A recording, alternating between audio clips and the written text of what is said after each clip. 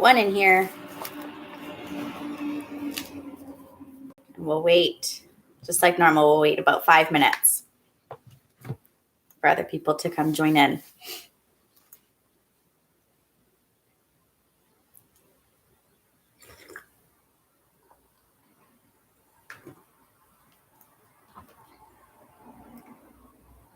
Up to 4 people, good. So remember, just like normal right now, until we get started, you guys can chat in the comment area for now, and then we'll, hi Anna, good morning. We will get started pretty quick, okay?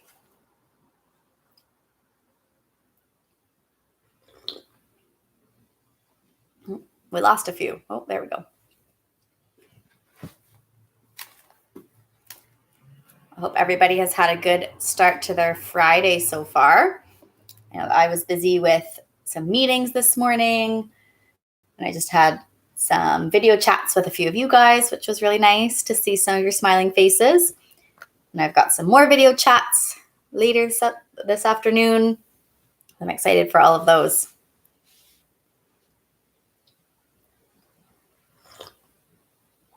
So give everyone a couple minutes here to get themselves organized. And then we will get started with chapter 5 this morning. I think yesterday was a long chapter. And I know that it was a pretty long read aloud for a lot of you guys to listen to. Yeah, and you've got a meeting at 12:30 today. So we'll have a face-to-face chat during that time.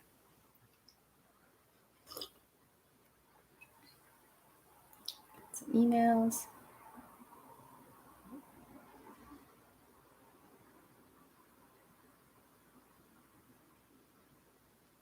Just getting some comments here.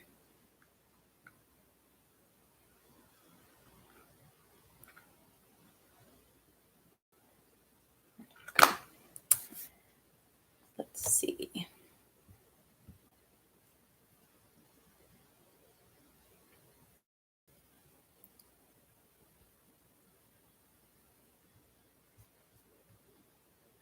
Up to 5 people. We'll give everyone a couple more minutes here.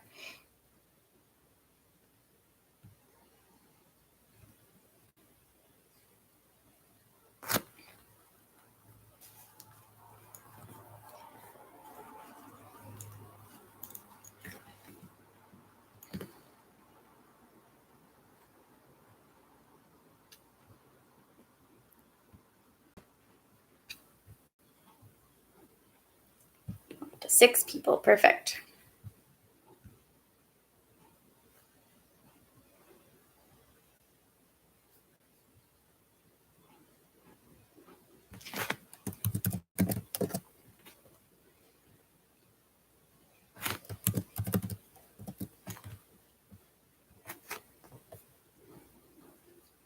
Yes, we are still doing our read aloud.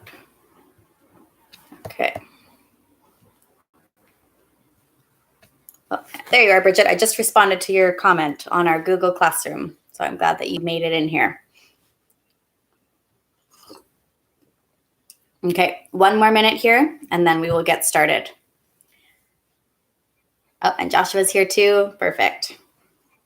And I know that some of you you're listening, but maybe you are not signed in with an account, so you can't comment, and that's totally fine.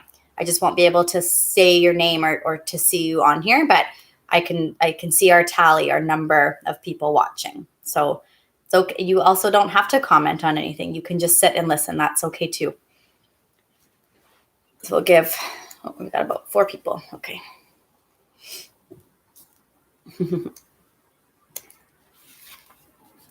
All right, we'll give everyone 5 more seconds to get themselves organized. Ooh, my bookmark. I left my other bookmark in our classroom, so I've got a sticky note here right now that I'm using as my bookmark. And Reed's here, perfect. Joshua, you're always listening. That's great. I love that you guys are loving this as much as I am. It's been kind of nice to be able to do a read aloud for you guys, even when we're not all together. All right, should we get started? Okay. Oh, and Mila's in there too. Perfect. Okay, chapter 5, The Whomping Willow. The end of the summer holidays came too quickly for Harry's liking.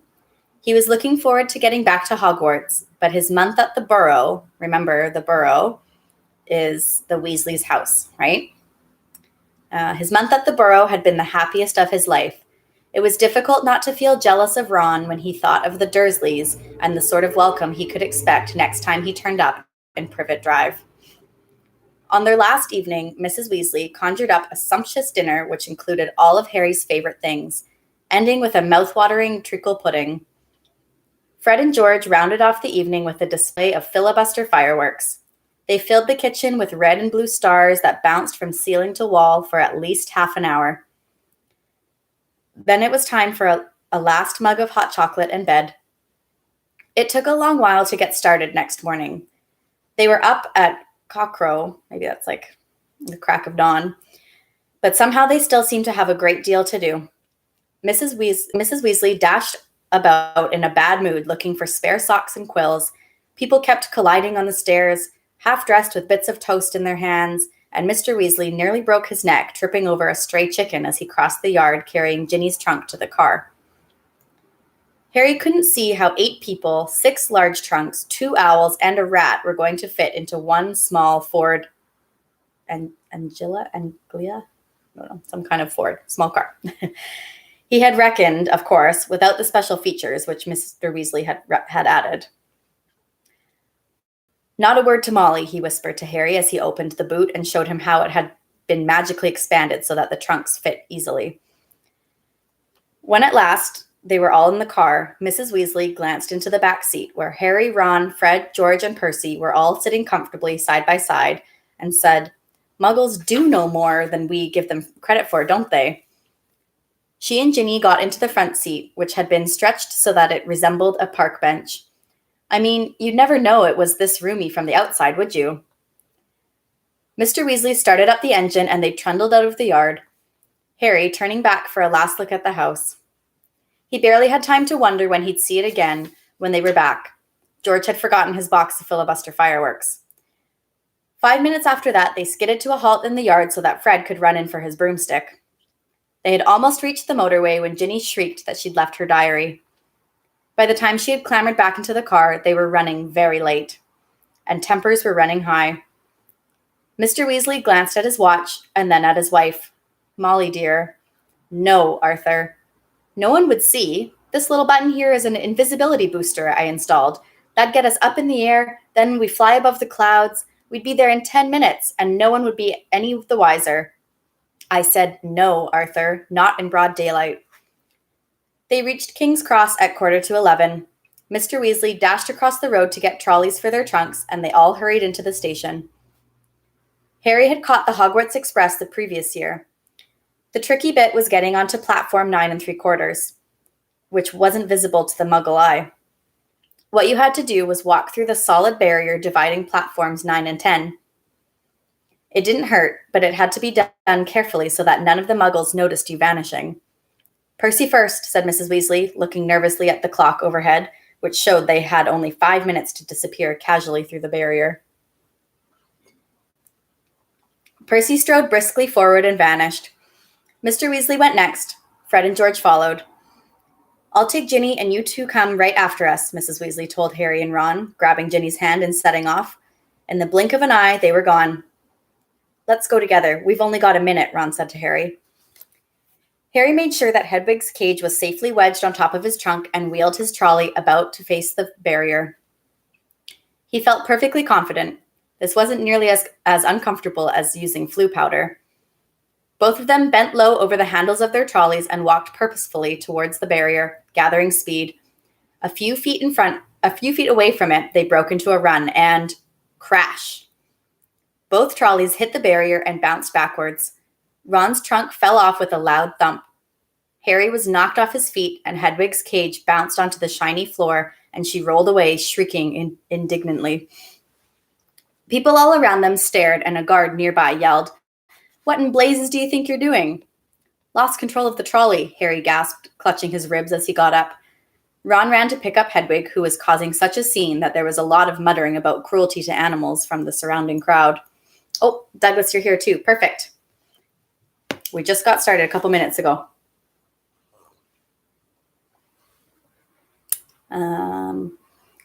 Why can't we get through? Harry hissed to Ron. Oh, I've got dogs on my mugs today, or my mug. All the way around. Different kinds of dogs. Why can't we get through? Harry hissed to Ron. I don't know. Ron looked wildly around. A dozen curious people were still watching them. We're going to miss the train, Ron whispered. I don't understand why the gateway sealed itself off. Harry looked up at the giant clock with a sickening feeling in the pit of his stomach. 10 seconds. 9 seconds. He wheeled his trolley forward cautiously until it was right against the barrier and pushed with all his might. The metal remained solid. 3 seconds. 2 seconds. 1 second. It's gone, said Ron, sounding stunned. The train's left. What if Mom and Dad can't get back through to us? Have you got any Muggle money? Harry gave a hollow laugh. The Dursleys haven't given me pocket money for about 6 years. Ron pressed his ear to the cold barrier. Can't hear a thing, he said tensely. What are we going to do? I don't know how long it'll take Mom and Dad to get back to us. They looked around. People were still watching them, mainly because of Hedwig's continuing screeches.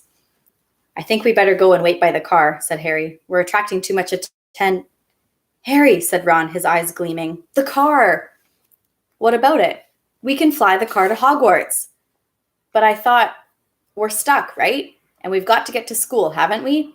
And even underage wizards are allowed to use magic if it's a real emergency. Section 19 or something of the restriction of thingy. Harry's feeling of panic turned suddenly to excitement. Can you fly it? No problem, said Ron, wheeling his trolley around to face the exit. Come on, let's go. If we hurry, we'll be able to follow the Hogwarts Express. And they marched off through the crowd of curious muggles, out of the station and back into the side road where the old Ford was parked. Ron unlocked the cavernous boot with a series of taps from his wand. They heaved their trunks back in, put Hedwig on the back seat, and got into the front. Check no one's watching, said Ron, starting the ignition with another tap of his wand. Harry stuck his head out of the window. Traffic was rumbling along the main road ahead, but their street was empty. Okay, he said. Ron pressed a tiny silver button on the dashboard. The car around them vanished, and so did they. Harry could feel the seat vibrating beneath him, hear the engine, feel his hands on his knees and his glasses on his nose, but for all he could see, he had become a pair of eyeballs floating a few feet above the ground in a dingy street full of parked cars. Let's go, said Ron's voice from his right. The ground and the dirty buildings on either side fell away, dropping out of sight as the car rose. In seconds, the whole of London lay, smoky and glittering, below them. Then there was a popping noise, and the car, Harry, and Ron reappeared. Uh-oh, said Ron, jabbing at the invisibility booster. It's faulty. Both of them pummeled it. The car vanished, then it flickered back on again. Hold on, Ron yelled, and he slammed his foot on the accelerator. They shot straight into the low, woolly clouds, and everything turned dull and foggy. Now what? Said Harry, blinking at the solid mass of cloud pressing in on them from all sides. We need to see the train to know what direction to go in, said Ron. Dip back down again, quickly. They dropped back beneath the clouds and twisted around in their seats, squinting at the ground. I can see it, Harry yelled. Right ahead, there. The Hogwarts Express was streaking along below them like a scarlet snake. Due north, said Ron, checking the compass on the dashboard. Okay, we'll just have to check on it every half an hour or so. Hold on. And they shot up through the clouds. A minute later, they burst out into a blaze of sunlight. It was a different world. The wheels of the car skimmed the sea a fluffy cloud, the sky a bright, endless blue under the blinding white sun. All we've got to worry about now are airplanes, said Ron. They looked at each other and started to laugh. For a long time, they couldn't stop. It was as though they had been plunged into a fabulous dream. This, thought Harry, was surely the only way to travel. past swirls and turrets of snowy cloud, in a car full of hot, bright sunlight with a fat pack of toffees in the glove compartment, and the prospect of seeing Fred and George's jealous faces when they landed smoothly and spectacularly on the sweeping lawn in front of the Hogwarts castle. They made regular checks on the train as they flew further and further north, each dip beneath the clouds showing them a different view. London was soon far behind them, replaced by neat green fields which gave way in turn to wide purplish moors, villages with tiny toy churches, and a great city alive with cars like multicolored ants.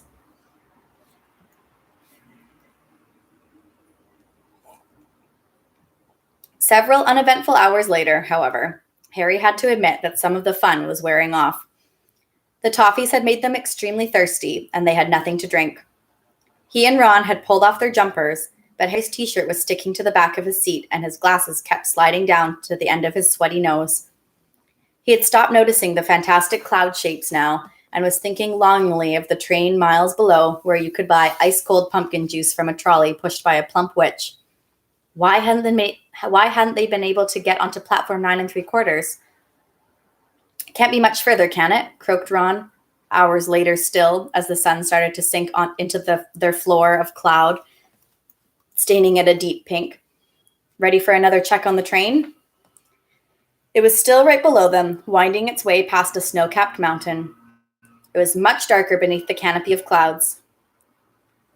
Ron put his foot on the accelerator and drove them upwards again. But as he did so, the engine began to whine. Harry and Ron exchanged nervous glances. "It's probably just tired," said Ron. "It's never been this far before."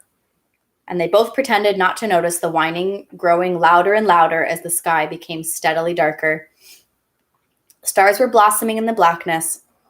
Harry pulled his jumper back on, trying to ignore the way the windscreen wipers were now waving feebly as though in protest. "Not far," said Ron, more to the car than to Harry. "Not far now," and he patted the dashboard nervously. When they flew back beneath the clouds a little while later, they had to squint through the darkness for a landmark they knew.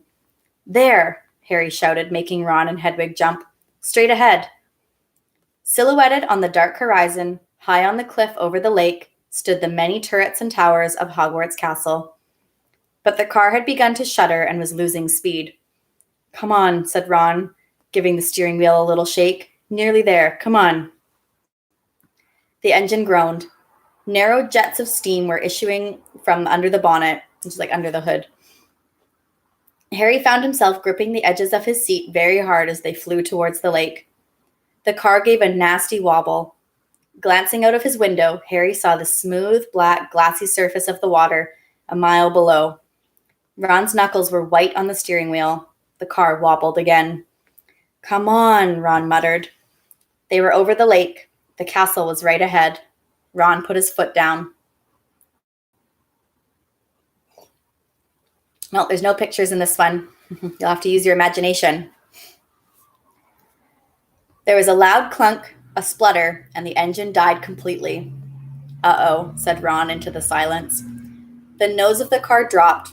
They were falling, gathering speed, heading straight for the solid castle wall. "No!" Ron yelled, swinging the steering wheel around. They missed the dark stone wall by inches as the car turned in a great arc, soaring over the dark greenhouses, then the vegetable patch, and then out over the black lawns, losing height all the time. Ron let go of the steering wheel completely and pulled his wand out of his back pocket. "Stop! Stop!" he yelled, whacking the dashboard and the windscreen.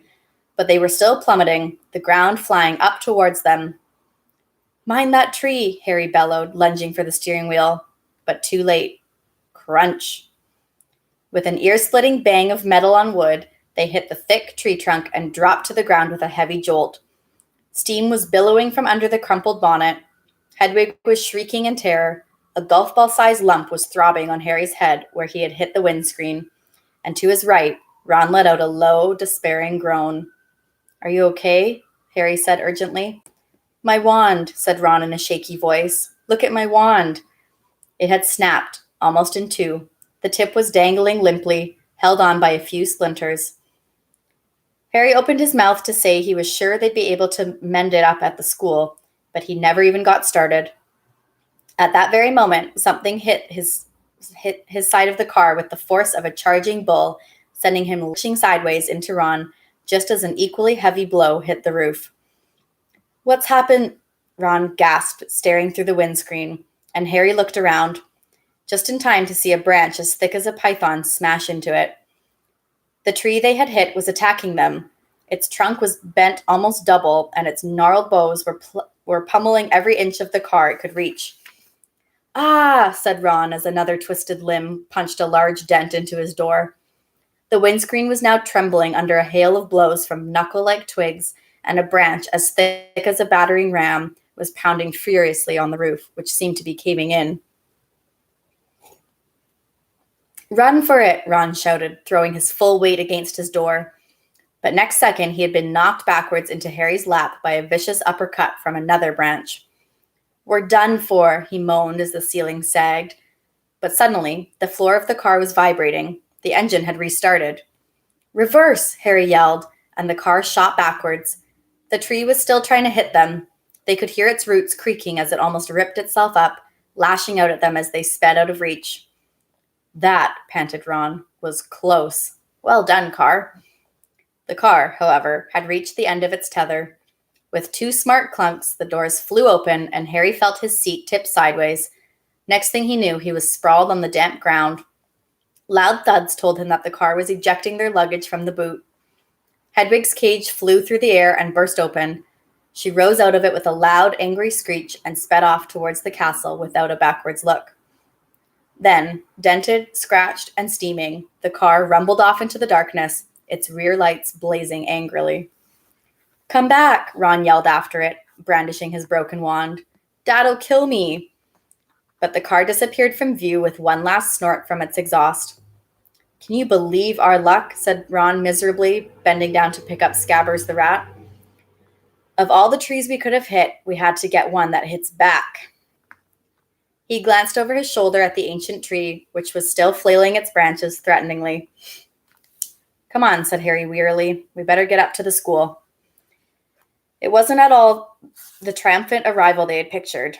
Stiff, cold, and bruised, they seized up the ends of their trunks and began dragging them up the grassy slope towards the great oak front doors.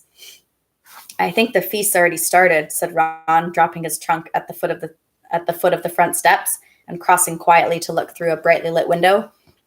"Hey, Harry, come and look. It's the sorting." Harry hurried over, and together he and Ron peered in at the great hall. Innumerable candles were hovering in midair over 4 long, crowded tables, making the golden plates and goblets sparkle. Overhead, the bewitched ceiling, which always mirrored the sky outside, sparkled with stars. Through the forest of pointed black Hogwarts hats, Harry saw a long line of scared-looking first-years filing into the hall. Ginny was amongst them, easily visible because of her vivid Weasley hair.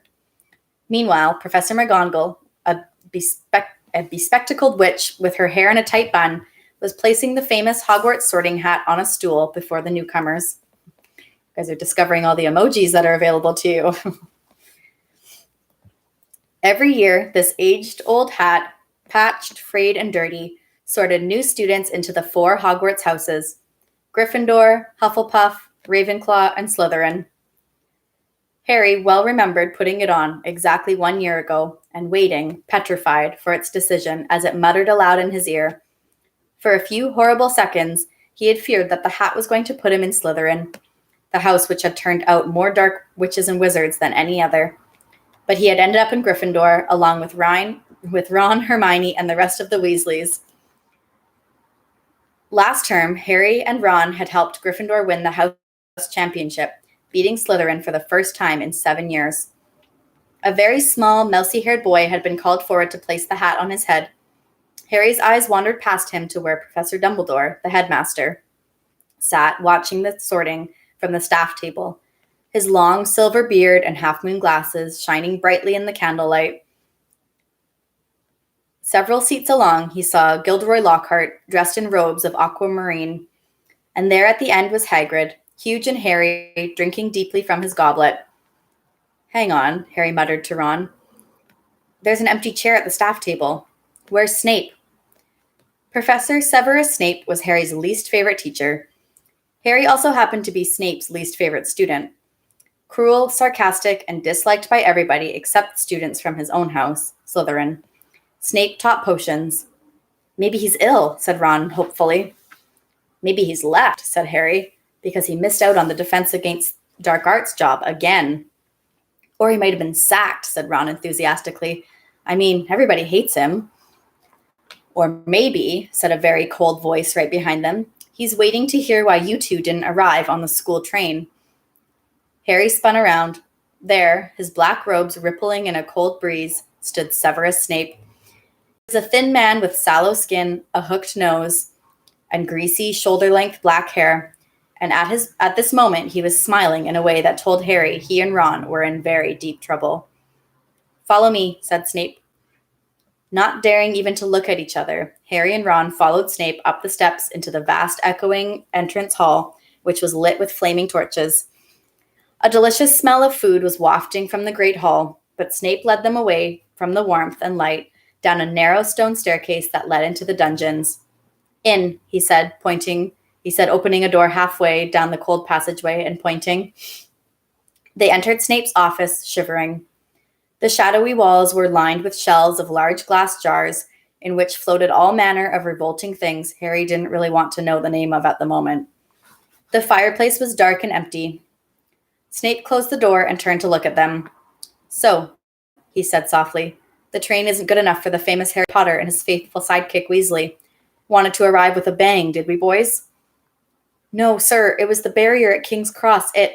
Silence, said Snape coldly. What have you done with the car? Ron gulped. This wasn't the first time Snape had given Harry the impression of being able to read minds. But a moment later, he understood, as Snape unrolled today's issue of the Evening Prophet. You were seen, he hissed, showing them the headline. Flying Ford mystifies Muggles. He began to read aloud. 2 Muggles in London, convinced they saw an old car flying over the post office tower.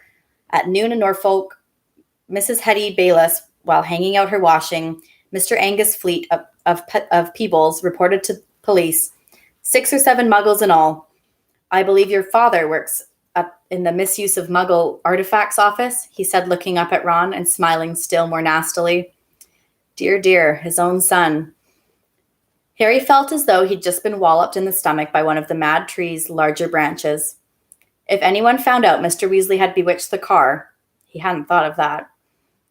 I noticed, in my search of the park, that considerable damage seems to have been done to a very valuable Whomping Willow, Snape went on.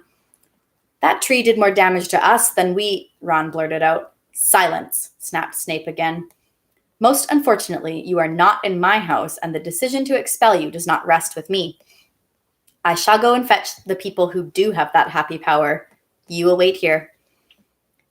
Harry and Ron stared at each other, white-faced. Harry didn't feel hungry anymore. He now felt extremely sick. He tried not to look at a large, slimy something suspended in green liquid on a shelf behind Snape's desk. If Snape had gone to fetch Professor McGonagall, head of Gryffindor House, they were hardly any better off. She might be fairer than Snape, but she was still extremely strict.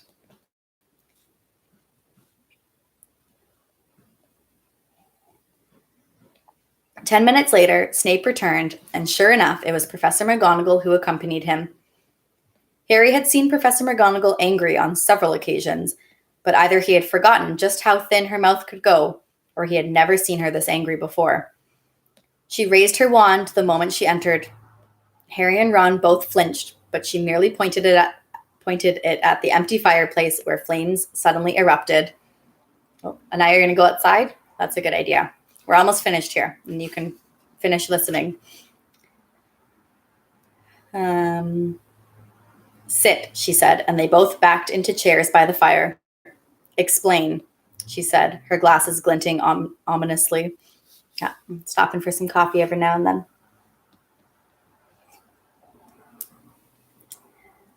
Ron launched into the story, starting with the barrier at the station, refusing to let them through. So we had no choice, Professor. We couldn't get on the train. Why didn't you send us a letter by owl? I believe you have an owl, Professor McGonagall said coldly to Harry. Harry gaped at her. Now she said it, that seemed the obvious thing to do. I didn't think that, said Professor McGonagall, is obvious. There was a knock on the office door, and Snape, now looking happier than ever, opened it. There stood the headmaster, Professor Dumbledore. Harry's whole body went numb. Dumbledore was looking unusually grave. He stared down his very crooked nose at them, and Harry suddenly found himself wishing he and Ron were still being beaten up by the Whomping Willow. There was a long silence. Then Dumbledore said, "Please explain why you did this." It would have been better if he had shouted. Harry hated the disappointment in his voice. For some reason, he was unable to look Dumbledore in the eyes and spoke instead to his knees. He told Dumbledore everything except that Mr. Weasley owned the bewitched car, making it sound as though he and Ron had happened to find a flying car parked outside the station. He knew Dumbledore would see through this at once, but Dumbledore asked no questions about the car. When Harry had finished, he merely continued to peer at them through his spectacles. "We'll go and get our stuff," said Ron in a hopeless sort of voice. "What are you talking about, Weasley?" barked Professor McGonagall. "Well, you're expelling us, aren't you?" said Ron. Harry looked quickly at Dumbledore. "Not today, Mr. Weasley," said Dumbledore, "but I must impress upon both of you the seriousness of what you have done. I will be writing to both your families tonight. I must also warn you that if you do anything like this again, I will have no choice but to expel you." Snape looked as though Christmas had been cancelled. He cleared his throat and said, "Professor Dumbledore, these boys have flouted the decree for the restriction of underage wizardry, caused serious damage to an old and valuable tree. Surely acts of this nature. It will be for Professor McGonagall to decide on these boys' punishment, Severus," said Dumbledore calmly. "They are in her house and are therefore her responsibility." He turned to Professor McGonagall. "I must go back to the feast, Minerva. I've got to give out a few notices. Come, Severus, there's a delicious-looking custard tart I want to sample." Snape shot a look of pure venom at Harry and Ron as he allowed himself to be swept out of his office, leaving them alone with Professor McGonagall, who was still eyeing them like a wrathful eagle.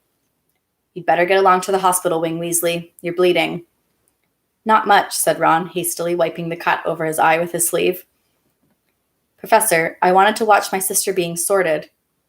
"The sorting ceremony is over," said Professor McGonagall. "Your sister is also in Gryffindor." "Oh, good," said Ron. "I miss being in our classroom too, Douglas. I wish we were back there too." And speaking of Gryffindor, Professor McGonagall said sharply. But Harry cut in. "Professor, when we took the car, term hadn't started, so Gryffindor shouldn't have points taken from it, should it?" he finished, watching her anxiously. Professor McGonagall gave him a piercing look, but he was sure she had almost smiled. Her mouth looked less thin anyway. I will not take any points from Gryffindor," she said, and Harry's heart lightened considerably. "But you will both get a detention." It was better than Harry had expected. As for Dumbledore's writing to the Dursleys, that was nothing. Harry knew perfectly well they'd just be disappointed that the Whomping Willow hadn't squashed him flat. "I miss you guys too. But I'm glad to see that a few of you, about 9 of you, are listening today." Professor McGonagall raised her wand again and pointed it at Snape's desk. A large plate of sandwiches, 2 silver goblets, and a jug of iced pumpkin juice appeared with a pop. "You will eat in here and then go straight up to your dormitory," she said. "I must also return to the feast." When the door had closed behind her, Ron let out a long, low whistle. "I thought we'd had it," he said, grabbing a sandwich. "So did I," said Harry, taking one too. "Can you believe our luck, though?" said Ron, thickly through a mouthful of chicken and ham. "Fred and George must have flown that car 5 or 6 times, and no Muggle ever saw them." He swallowed and took another huge bite. "Why couldn't we get through the barrier?" Harry shrugged. "We'll have to watch our step from now on, though," he said, taking a grateful swig of pumpkin juice. "Wish we could have gone up to the feast." "She didn't want us showing off," said Ron sagely. "Doesn't want people to think it's clever arriving by flying car." "I haven't seen Milo comment in here, Bridget." "Yeah, I don't think she's in there yet. That's okay." When they had eaten as many sandwiches as they could, the plate kept refilling itself. They rose and left the office, treading the familiar path to Gryffindor Tower. The castle was quiet. It seemed that the feast was over. They walked past muttering portraits and creaking suits of armor and climbed narrow flights of stone stairs until at last they reached the passage where the secret entrance to Gryffindor Tower was hidden behind an oil painting of a very fat woman in a pink silk dress. "Password," she said as they approached. Said Harry. They didn't know the New Year's password, not having met a Gryffindor prefect yet, but help came almost immediately. They heard hurrying feet behind them and turned to see Hermione dashing towards them. "There you are. Where have you been? The most ridiculous rumors. Someone said you'd been expelled for crashing a flying car." "Well, we haven't been expelled," Harry assured her. "You're not telling me you did fly here," said Hermione, sounding almost as severe as Professor McGonagall. "Skip the lecture," said Ron impatiently, "and tell us the new password." "It's Wattlebird," said Hermione impatiently, "but that's not the point." Her words were cut short, however, as the portrait of the fat lady swung open and there was a sudden storm of clapping. It looked as though the whole of Gryffindor House was still awake. Packed into the circular common room, standing on the lopsided tables in squashy armchairs, waiting for them to arrive. Arms reached through the portrait hole to pull Harry and Ron inside, leaving Hermione to scramble in after them. "Brilliant," yelled Lee Jordan. "Inspired. What an entrance. Flying a car right into the Whomping Willow. People will be talking about that one for years." "Good on you," said a fifth year Harry had never spoken to. Someone was patting him on the back as though he'd just won a marathon. Fred and George pushed their way to the front of the crowd and said together, "Why couldn't you have called us back, eh?" Ron was scarlet in the face, grinning embarrassedly, but Harry could see one person who didn't look happy at all. Percy was visible over the heads of some excited first years, and he seemed to be trying to get near enough to start telling them off. Harry nudged Ron in the ribs and nodded in Percy's direction. Ron got the point at once. "Gotta get upstairs. Bit tired," he said, and the two of them started pushing their way towards the door on the other side of the room, which led to a spiral staircase to the dormitories. "Night," Harry called back to Hermione, who was wearing a scowl just like Percy's. They managed to get to the other side of the common room, still having back slapped, and gained the piece of the staircase. They hurried up it, right to the top, and at last reached the door of their old dormitory, which now had a sign on it saying second years. They entered the familiar circular room with its four posters hung with red velvet and its high, narrow windows. Their trunks had been brought up for them and placed at the end of their beds. Ron grinned guiltily at Harry. "I know I shouldn't have enjoyed that or anything, but..." The dormitory door flew open and in came the other second-year Gryffindor boys, Seamus Finnegan, Dean Thomas, and Neville Longbottom. "Unbelievable," beamed Seamus. "Cool," said Dean. "Amazing," said Neville, awestruck. Harry couldn't help it. He grinned too. And that's the end of chapter 5. So remember, we're only doing one chapter a day. So, and just like normal, if you guys have any questions, you can ask now. We'll spend a couple minutes here. If you have any questions about the story or just questions in general, you guys can ask them in the chat. I've got a few minutes here, and then I've got some other video calls to do and some emails and things like that to write this morning. Yeah, it's over. I know yesterday was a really long one, right? Because we did 2 chapters, but we'll do just one now because we'll do it every day. So Monday through Friday, we'll do a live stream just of every day. Yeah, every day during the school week. And then we'll do, I'm not going to show you around today. Maybe on Monday, we'll see. I don't know why you guys are so curious to see what my house is like, but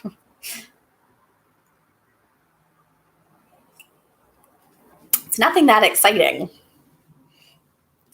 but we'll see. Okay. Any other last questions for today?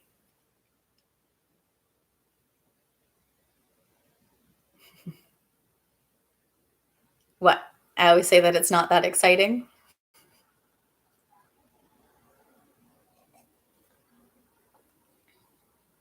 It's just a little apartment. I don't know why. I don't know what you guys want to see, but it's not much to it.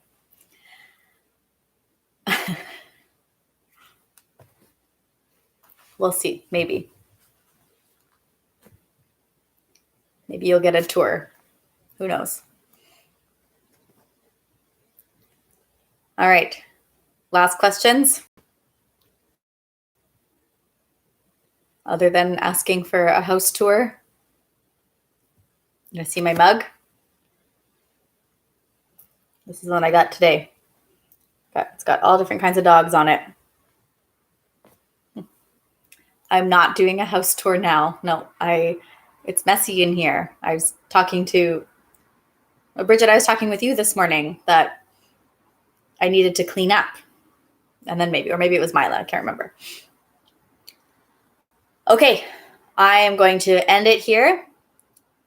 And if you guys have any other questions, or if you have any questions about anything on Google Classroom, you can definitely send me an email, or we can have a video chat. Okay, I'll send out a new sign up probably this afternoon for next week. Okay. How many mugs do I have? I've got a lot here. I should have grabbed the ones that I had in our classroom, but I left them there. Thanks, Douglas. I like this mug too. All right. I second what Mila said. Stay safe, everyone, and have a wonderful weekend. And I look forward to talking with you guys on Monday and the rest of the afternoon too. So enjoy some sunshine today. Have a great weekend. Make sure you guys get outside, get away from the computer this weekend. Yes, Mila, I'm sending out the contact list pretty quick here. Probably that's my first email to go out today. Okay, so be on the lookout for that. And hopefully you guys can start to chat with each other this weekend. Okay, all right. Thank you guys for coming to our live stream today, and we'll chat later. Bye.